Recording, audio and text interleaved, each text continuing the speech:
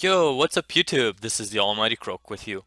And today we're back with another match of the NBL. We are currently 6-3. We have three losses. We lost 3 times in a row, unfortunately. But it's okay. We're gonna start coming back. Okay, so today I have a match against Bagelz. We fought him before, and now we're facing him again.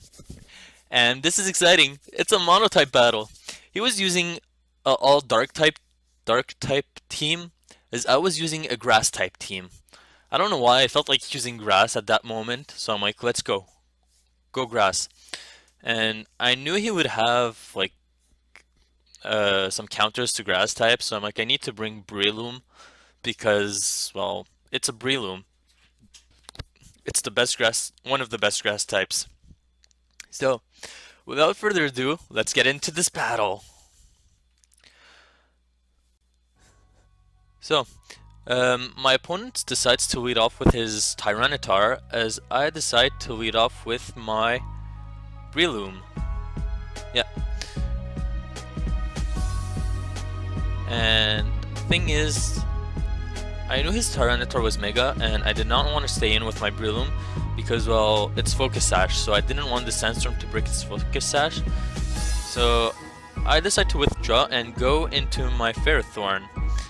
And as you can see, his Tyranitar Mega evolved, and he goes for Stealth Rocks. So seeing Stealth Rocks, I'm tempted to go to my own, but I don't want right now. Instead, I went for a Thunder Wave to cripple whatever decides to come in, or if the Tyranitar would come in, it would still be a good play. So we see the Crawdon that comes in. So with the Crawdon paralyzed, I'm like, I don't know what Crawdon would go for. Maybe a water type move or a knockoff. So I'm like, I'm gonna just sack off my Roserade. So I bring in my Roserade.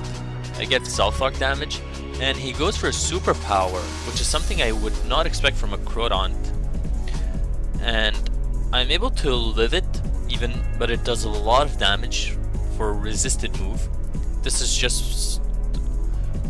is why Crawdon is BL. He's so strong. Anyways, I get rid of Black Sludge recovery after the Sandstorm damage, so I'm back to 29 HP, and I'm like, I'm gonna go for a Giga Drain, even though he could go for an Aqua Jet. So in comes Drayden, the shiny Hydreigon. So with the Giga Drain, I'm able to get some health back.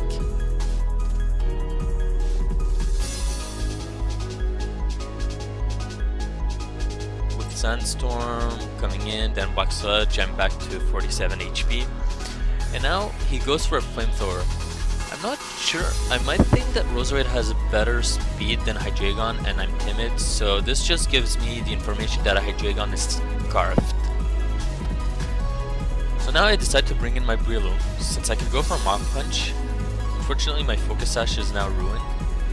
But he withdraws and goes into his Inca. Actually, I didn't go for a Mach Punch. I expected the switch and went for a Rock Tomb. This is what happened. And it does some good damage on the Mandibuzz. I don't think he was expecting the Rock Tomb. Anyways, he withdraws, and I'm like, at this point, Rock Tomb would almost be a 2-hit KO, 3-hit KO max. And he withdraws and goes into his Crawdon, wanting to conserve his Mandibuzz, which is quite a good idea.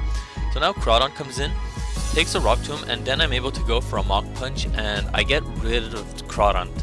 So that's one huge threat down on my opponent's side of the team, and he has my Roserade off.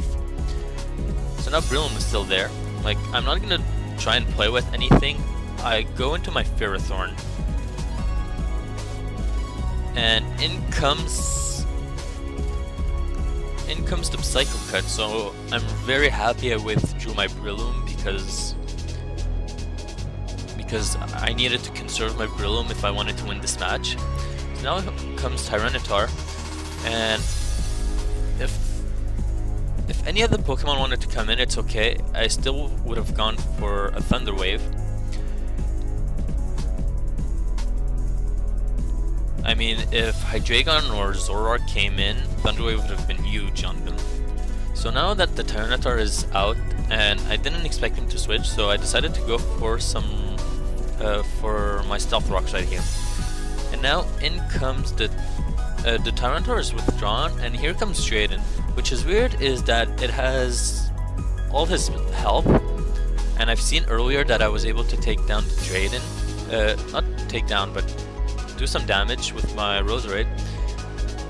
So I noticed it during the game, but I didn't pay any attention to it, and honestly I could have played so much better had I noticed that it was the Zoroark in disguise right here. Anyways, I'm able to get a Leech Seed off, and I'm like, you know what, I need to sacrifice a Pokemon so that I can bring a Pokemon that can deal with the Hydrate, with this Pokemon. So I switch in my Sawsbuck. Unfortunately, Sawsbuck doesn't do much this game. It's just Switch Father. So now Drayden gets a lot of damage off, and I'm able to bring in my Superior, and I go for a Dragon Pulse. I should have gone for a Leaf Storm, but I forgot that it was Zoroark. I mean, it has Life Orb, while we noticed that the other Hydreigon had Choice Scarfed.